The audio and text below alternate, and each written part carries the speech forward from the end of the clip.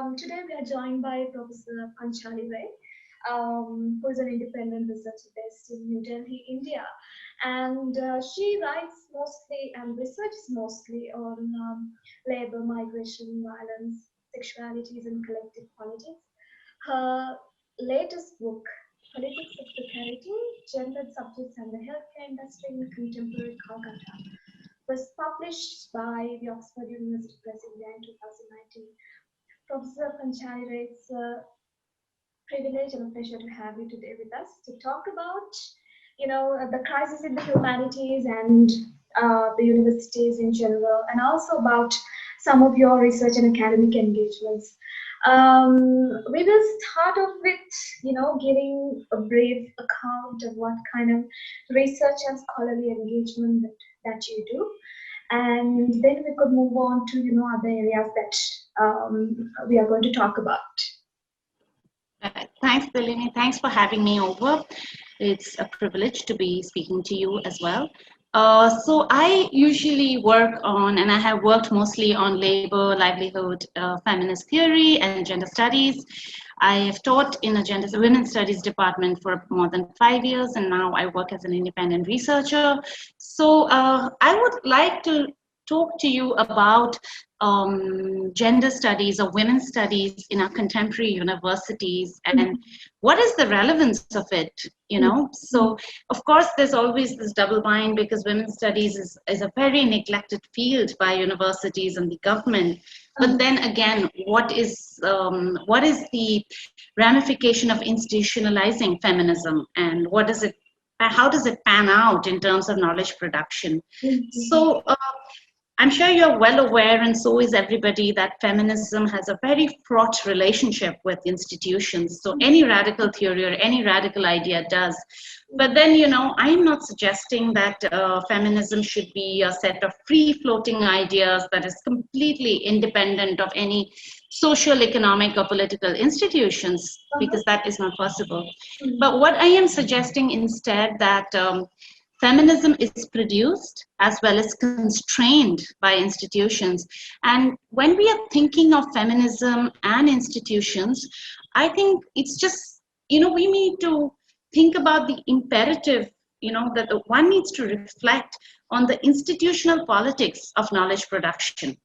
And the question is not just anymore about how are women included, but what happens when women are included? What are the ramifications and how are women included? I think that process itself becomes very important. And if I'm permitted, I would like to just reflect a little bit on the whole understanding of the university as it has evolved in India.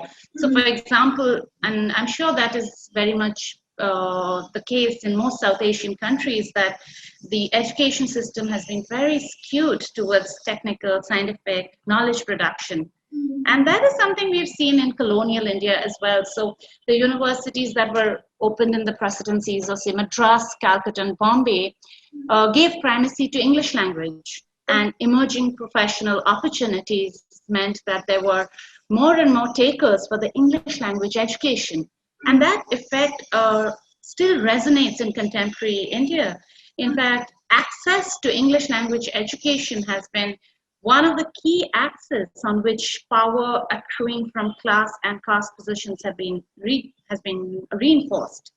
So, scholars who have been working on the emergence of middle class, on cultural capital, on education access to education have defined the middle class as a group of people who have risen in power and prestige due to their access to scarce resources, and one of them being education and occupational skills. So if I understand the emergence of the middle class is completely and totally bound up with capitalism. And I think in that context, if I place knowledge production and if I praise the university system and how it is bound up with the rise and growth of capitalism, how it is bound up with the emergence and consolidation of the middle class and their power over scarce resources. And I try to kind of understand what a women's studies department, how it functions within this kind of a university system. So looking at it in that kind of a context, one would, and if I try to trace the emergence of the university, its consolidations, I think in the beginning, when India got independence, there was education was seen as an instrument of achieving social equality, but it was also something that was seen as a way of empowering certain communities, certain backward communities. So we had a very strong reservation mandate. However, over the years, with privatization and the government withdrawing from social sectors, primarily health and education, we are seeing a subversion of these kind of policies under the new education policy that has come in into 2020. We are further seeing this kind of a diluting, a subversion of any kind of understanding of education as a tool as an instrument of social good. And what we are instead seeing education is as a tool of profit making, of churning out individuals for the job market, or for reinforcing the superiority of the English language as the preferred mode of communication. So I think within this context, and the fact that there has been more and more investment in privatization and investment in management, engineering, technical courses, scientific courses, and a decline in funding in social sciences and humanities. So this kind of change within the paradigm of knowledge production, with the paradigm of university system, where universities are now seen as a profit making. It's no more a not-for-profit critical thinking space. And the critical thinking has been replaced by the necessity of literacy and education as a mode to kind of increase capacity and productivity of human beings. And this has become a predominant trend even within the development paradigm, So that means that more and more resources are being going towards technical colleges like the IITs and now the triple ITs, and not in humanities and social sciences. So what does that do with, if allocation of funds to higher education comes down, there's a pressure that is being built on universities and other institutions of higher education to kind of mobilize resources through other means, such as like self-financing courses. So it's no more a social good, but one of profitable venture. And therefore, when an education becomes a profitable venture, we are no more producing organic intellectuals, but we are producing workers for the job market. And I think when we see education and the university apparatus in this context, and then we try and place the emergence and expansion and consolidation of the women's studies centers, I think it kind of makes us rethink about what the university, what the Women's Studies Center does in a university like this. So just to, kind of just reiterate a history that is very well documented, that, that women's studies emerged in India in the mid-1980s, and it was a lot of academic and activist initiatives, which sought to center the category woman in knowledge production in order to understand and challenge patriarchy, not just in the political economy, but also in social and cultural spheres. And so if in many ways that, it was not just academic initiatives, but also the women's movement that pushed for a space that would produce knowledge on women and on patriarchy and how to challenge patriarchy. So in many ways, then women's studies was often referred to as the intellectual arm of the women's movement. And so when one does that, when one sees a center of knowledge production as an arm of intellectual arm of a movement, there is a certain tie that happens between women's movement and women's studies, which probably is not a bad thing, but I would argue that it has led to a kind of a double bind for knowledge production, because then women's studies becomes, or feminism becomes rooted in modernism. It has as a mandate social transformation, which may or sometimes may not be in conflict with the kind of knowledge production that happens. So we have also seen over the years that despite women's studies being introduced in many of the universities and research centers, it has faced a lot of ghettoization, and it has not been able to influence mainstream disciplines in a manner that would lead to a gendered understanding of those disciplines. So it sometimes reduced to a mere topic or a paper, and some disciplines, of course, have been very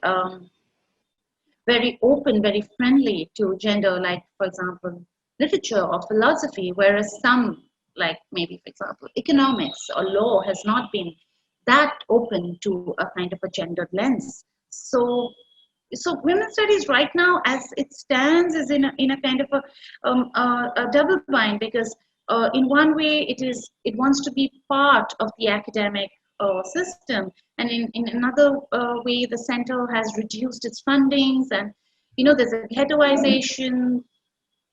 They hire part-time faculty and research scholars who, so it's actually run worldwide. It's run by the underpaid labor of contractual faculty and research scholars, and hiring of full-time faculty is not done. No grants are released on time, and what does that do? It actually means that faculty and research scholars of women's studies centers are in a constant drive to generate funds. So if you are constantly trying to generate funds, how do you push the boundaries of knowledge production? So that is something that I would like to, put on the plate. Yeah, absolutely. In one of our previous, encounters, you've also focused on how how this kind of post-structuralist kind of a term could impact or affect women's studies programming, especially in urban metropolitan universities. Shall we also explain a bit about that? Yeah. So when women's studies was introduced, the feminist philosophy that was taught in these women's studies center was rooted in clear modernism. It had a clear-cut interventionist approach, emancipation of women. But when we think of feminism, I think the first question that needs to be asked is, how does one theorize being into knowledge? What does thinking mean? And at what point does thinking become an ism, a profession, an institution? Thinking as what? Can we think professionally and in a compartmentalized manner? And when you professionalize a radical theory, when you professionalize feminism, it requires a truth-telling, a truth that exists and that one must uncover. And that comes from a commitment to the women's movement. Feminism then has a predefined goal of emancipation that becomes instrumental and practical and mechanical and goal-oriented, and thus thinking becomes rooted in acting and doing, right? So this was very much probably the ideology in the introduction of women's studies in the university space. But then to also understand that the university has never been a hospitable space for women's studies center. It often eyes women's studies as too political and not academic enough, But then again, the women's movement often eyes women's studies as too academic and not political enough. So Women's Studies Center actually gets squeezed from both sides. So to gain acceptance into the university system, it needs to become a part of the academic structure. But to keep legitimacy with the women's movement, it also needs to have its political mandate. So there is this tremendous tension that women's studies goes through. So I think then, so how do they respond to a university system or to a government that is unsympathetic to feminist knowledge production? I think it kind of, there's a reason why funds have not been completely cut and women's studies has not been dismantled, is very much because often women's study centers are asked to conduct gender sensitization courses for research scholars and faculty members. And this fits into the mandate of a neoliberal regime that perceives education as a means of producing a good subject. So the role of women's studies then becomes how one produces citizens to fit into the global economy, embodying certain gendered values that reflect the country's modernity, its break with the feudal past, but it remains at odds with critical thinking, and that could open up the possibilities of questioning norms that create and sustain phallococentrism. So in that context, if we look and understand what has the post-structuralist turn and how has it affected, women's studies. So I would think that, the very question of the woman in women's studies is been a point of tension between academic knowledge production and women's studies centers. So if you, I think many very influential theorists, including Judith Butler, has questioned the very notion of the subject that, we must inject a note of caution and understand how critique is bound up with power. So in a very influential essay, Wendy Brown, in The Impossibility of Women's Studies, she has argued that women's studies is radical, but it's also conservative. So because with scholars and proponents and faculty members of women's studies does not want to let go of the category woman. And why is that? Because to be a discipline and to be a part of the university structure, one needs to have a coherence. So the very notion of coherence demands that you circumscribe your subject of inquiry. But woman as a category is uncircumscribable. Therefore, women's studies must become conservative because it must resist all objections to such circumscription. If it must keep woman as a category, as an object of study, as a subject. So the disciplining of women's studies, which is essential for it to be recognized as a discipline within the academic structure, it requires certain exclusions, it requires boundaries, it requires borders, it requires a boundedness of subject of inquiry. So the object of study must then be fixed to, and it must be adhered with a fierce commitment. So Jacques Derrida, in a very influential essay, and it's one of the first essays that I read when I entered the women's studies program, was the essay on, when he talks about how women's studies becomes another cell in the beehive of the university. So he asks, that do the women who manage these programs, the women who run women's studies program, do they not in turn become the guardian, the guardian of the law? And do they not themselves risk constructing an institution similar to the institution against which they are fighting? So women's studies came in with the idea, with the mandate of fighting patriarchy in knowledge production, came in fighting patriarchy within the university system. But to enter the very structure which they are fighting, they started, we started gatekeeping. We started becoming guardians of the law. So Derrida would say that law is a precondition, a logos that, produces and sustains institutions. And those who guard these institutions must also be guardians of the law. So while women's studies gains legitimacy within institutions, its proponents too must take the role of the guardian, the gatekeeper, and therefore in the last count, they must adhere to phallococentrism.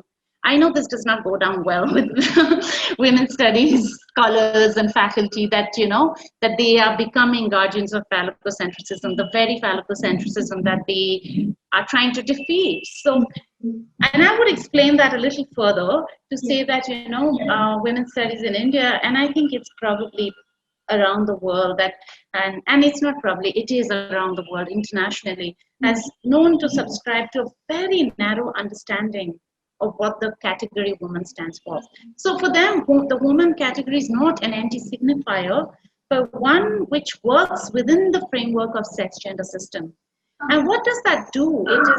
It means that you become a part of the the very casteism, homophobia, transphobia that you sought to fight against. So, in fact, one of the push to rename women's studies to gender and sexuality studies comes from a lot of male feminists and the queer community who argue that, the fluidity of gender, the retaining of the category of woman remains exclusionary and regressive, as then the focus remains on the materiality of the biological woman, with no significant acknowledgement of the signification system that produces the male and the female. So, just to explain that a little further, give me a couple of minutes. I would say that the very existence of women's studies is staked on two questions. Who is the subject of inquiry, and how does one define the category of woman? So both the women's studies and the women's movement in India have, for the most part, assumed a very self-evident, already formulated category called woman, who can be fully represented as well as be the subject of both politics and knowledge production, right? So questions about the subject, as you fully wellly know, has consistently tormented women's studies, So from the 70s and the 80s, when they saw a rallying cry against this universal homogeneous woman, whether they were from Black feminists, women of color, lesbian women, Dalit women, trans women, who have often accused women's studies of policing borders, So how does that happen? Because when women's studies and the women's movement hold on to a predetermined category, a priori already constituted subject, which stems from the need for a language. It's a language that allows women to be represented. Any politics, any academic knowledge production, politics requires an already constituted subject which can be represented.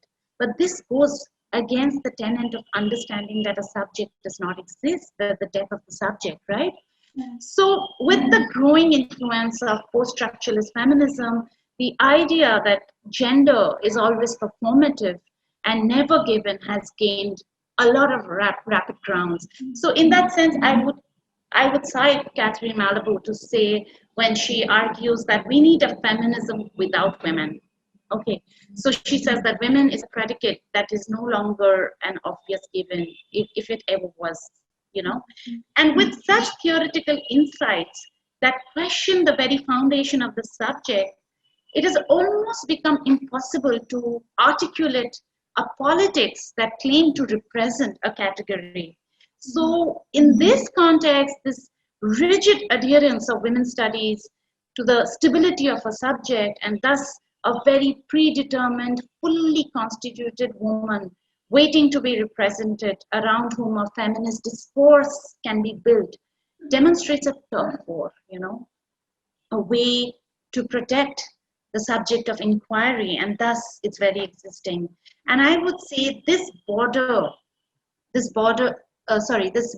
policing, this policing of border is very much stands in conflict to the very philosophy of feminism. So this is what I would say the tension between a women's studies program and the kind of post-structuralist theoretical interventions that have happened that really must makes us question how can we rethink women's studies. So I want to be very clear here that I'm not advocating women's studies should be removed. I am saying what I'm advocating for is that how can we rethink women's studies, What are the mechanisms that we are thinking about knowledge production, and how can it not be an exclusionary sphere that kind of adheres to middle class, upper caste, cis heterosexual feminists? Yeah. So, yeah. How do you think, the possibilities of an inquiry like, women's studies thriving in other spaces like very informal, very probably, not very organized, but, like non-institutional. I'm very skeptical of the statement, but, how do you think, what kind of possibilities would it allow? To engage in a more holistic approach. Right.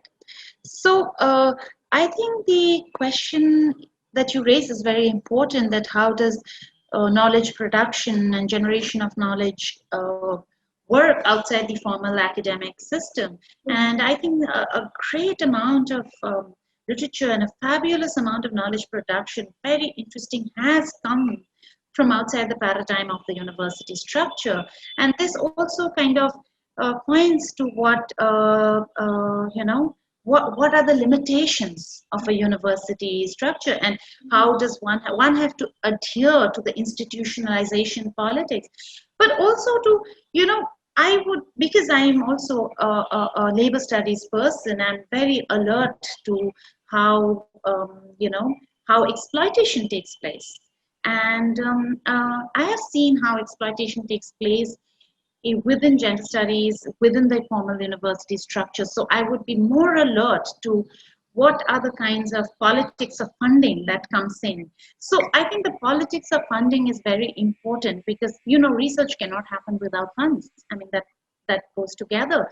And as I right in the beginning pointed out, that empowerment of women has become like this key thing, in terms of funding, and in terms of every proposal that I see, every research proposal, whether they adhere to any feminist commitment or not, has this women's empowerment kind of thing, And I think we need to also understand that when we are talking about knowledge production outside the university system, when we are talking about politics, actually politics of funding also happens within the university. So, but when we are thinking about the politics of funding, and then to see what kind of research is being funded and what is not.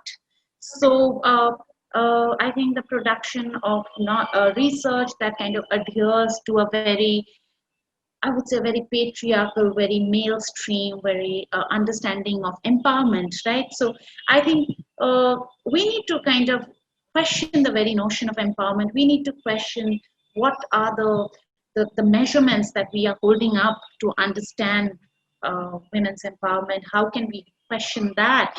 And how can we subvert? I think the question of subversion becomes very important here, because we cannot really do away with funding. We need it. Yet we are critical and skeptical and cynical about what kind of research is being funded and what is not. And then how can we then think about subverting these very masculine notions of women's empowerment that are very deeply embedded in these proposals, in these research grants that come to us, and to also understand the logic of wages, of salary, of recognition, of, and I think, a lot of research has also been happening on NGOization of the movement, and how, yeah, so a certain NGOization of the movement, which is inevitable because it has happened from the 90s with liberalization, and how those who work for women's causes and those who work, particularly how hierarchies are inbuilt within these NGO spaces, and who speaks for who gets represented. And when you're talking about caste politics, when you're talking about queer politics, who heads the organization and who are the field workers, and how do funds get percolated and how do they get allocated. I think these are some things we need to be constantly alert to. So, yeah. I've recently become very, I've heard of different ways in which, if we were to move back to the academic circle, women or academies from different diverse groups, such as, the Adivasi groups, different castes being attacked, and, how their work is undermined within this academic circles. We would, what is it symptomatic of, like, especially when it comes to a university? What kind of concept of university, or what kind of notion of university does it evoke? Yes. Especially when it comes to women, when they are being attacked based on their caste, based on their social class, based on the fact that whether how their production of knowledge. What do you think about that? Yes, so I'm glad you brought it up because the university system, our university spaces are the most exclusionary spaces, and this is not just India, I think worldwide. So Yeah. whether it's black feminists or queer feminists who have been questioning the university structure, in America and Europe and in South Asia, um, Dalit feminists and Adivasi women, Adivasi feminists and Bahujan feminists have been questioning the knowledge production. And women's studies has also been, and rightfully accused of being an upper caste Brahminical knowledge production thing. And I think these challenges that have come up are essential and very important. And I think this is a watershed moment because you see, reservations have done us a big favor. They have allowed a certain section of society to enter formal academics, but the point is that the culture that is there in the university spaces, and it's just not about professors or scholars or faculty being attacked. It's also about how students have, not been able to pursue knowledge production. So I think the culture within, which is in Bengal, which we call the Bhadralok culture, where we kind of look at knowledge production as the hegemony of upper caste male Brahminical middle class men. And I think, that you bring it up is very important because the very fact that we are talking about this, the very fact that, there's been a lot of resistance, there's been a lot of mobilization around caste and Bahujan and Adivasi and Dalit feminists are, uh, is an indicator that things are changing and things must change. And I think it's imperative for us to kind of self-reflect the kind of institutions that we are creating. And I think the other very important fact that I would like to highlight is this: how knowledge production also is being played out along caste, Bahujan, and Adivasi lines, where experience or data is what is being asked to, where Dalit feminists have been generating their experience as data, and upper caste feminists are kind of theorizing. It's very similar to the global north-south divide, where we are asked to generate data and they would kind of theorize in it. So even in terms of recruitment, who gets, if you do a lot of, as a Indian or a South Asian scholar, if you are keen to do theoretical work, you do not find acceptance in the global north. But if you talk about experience and you talk about your life as data, you will get hired as a native informant. So I think it's a similar kind of exclusionary mechanism that functions within South Asian universities, where certain communities, it is expected that they will, with their lives, with their experiences, give us the data that upper caste, middle class feminists can then theorize on. And I think there is an ongoing challenge against this kind of knowledge production. And I think the latest case where Professor Maruna has been, has highlighted about how she has been attacked in such a horrible manner. The attacks are not new, but what is for me very heartening, that that there has been so much of visibility around it, the politics of visibility, and the fact that people are taking it up, and there's going to be, and I think a case has already been filed, and I'm glad these things are happening, because that is the only way we can then democratize our knowledge production, our institutions of knowledge production. Absolutely. When it comes to accepting people to women's studies programs, especially students, especially in your context, um, how does aspects like you rightly said, caste, social class, their knowledge of English, and the geography or the place that they are coming from, their previous knowledge, where they have been, educated before. How much do these kind of aspects are considered? Because there is also this, like you pointed out before, when it comes to women's studies or gender studies circles, there is it kind of tend to be at least I will talk about the Sri Lankan context. At least they are tend to be dominated by very metropolitan, very upper middle class, anglicized, group of people. So how does acceptance into such, people from the quote unquote margins? How does it happen? Especially if they want to, pursue or study women studies. Yeah. Yeah, good question, because this is something that a lot of us students have been raising about the very. So the university that I did my PhD in and I taught for many years, I is considered one of the more progressive public universities, though it's a state university. But this is something I have observed, and my students have also brought it to me, that there is a very strong caste class divide, and that kind of creates certain cliques, where you have, and this kind of a rampant discrimination that exists within the most prestigious, the most public universities, which is in many ways democratized knowledge. So one of the things that I often notice is that, particularly in terms of humanities and maybe social sciences to a part, often those who gain admission to these institutions, to these disciplines, come from very elite backgrounds.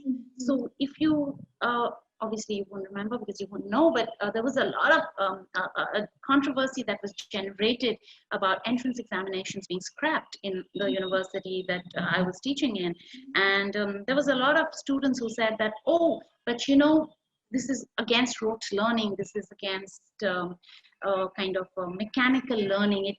It talks about your imagination, it talks about your understanding when the kind of question papers that are set for especially English and comparative literature.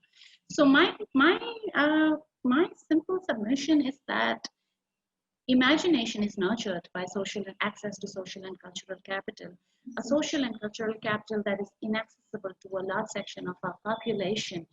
I am not getting into the debate of whether examinations should be scrapped or not, but to see the kind of arguments that were placed in favor of why an entrance should not be scrapped is very problematic. And that shows the hegemony that the Bhadralok, that the Bengali upper caste middle class has over education systems. So it's just not the faculty, but very progressive feminists who are, come from upper caste, middle class backgrounds, who are studying in very prestigious universities across the world. The kind of updates and posts they put up in their social network, I was aghast. I was like, do you even realize the kind of exclusion that you claim to be fighting, that you are reproducing it by saying things like, oh, this entrance exam tests the imagination. I mean, you're talking to a population which doesn't even have access to internet.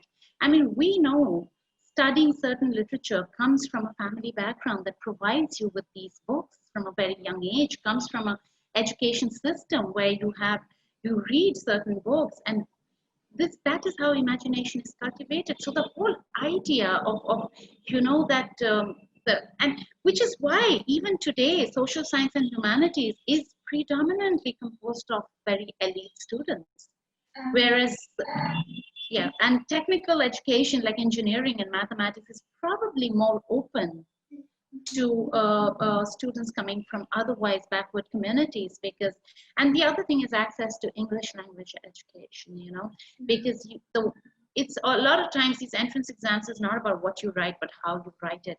So what control you have over language, and that can be so inhibiting for a first generation learner who's probably struggling with the English language. So yeah, that I know these are very unpopular opinion. That is why this platform is cool, because we are trying to sort of, bring out these narratives which have not been discussed or being, swept under the carpet when it comes to, very academic circles. So I think it's generally the case in Sri Lanka as well, particularly the strong emphasis on, your previous access to having social and cultural capital. Professor Panchali, as an admirer of your work, I'm really grateful that you are here today. Any final remarks, any comments that you would like to add before we wind up today's episode? Yeah. Well, just a little bit of a reflection, because I started this conversation on literally mounting an attack on the women's studies centers. So I just want to just go back to that and reiterate that it's not, and it's for me.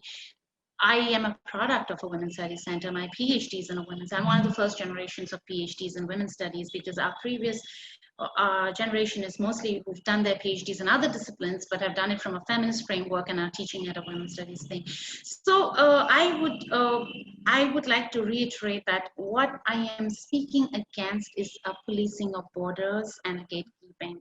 I am not speaking against the institutionalization of feminism, and I do feel that women's studies / gender studies, sexuality studies is essential and essential units in our knowledge production. And I think what we need to think is, how do we go beyond this second wave feminism of looking at sex gender system as the framework through which we teach and research, and instead look at the signification system by which masculine and feminine are produced. And I think that would democratize the gender studies departments, the women's studies departments. It would democratize the syllabi that is being taught. And I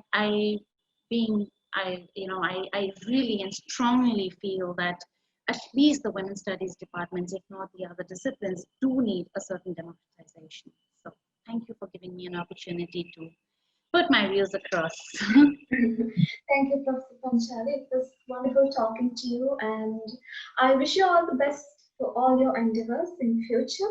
We will keep in touch, and if possible, I will meet you in another episode. If that's not too much of a commitment for you.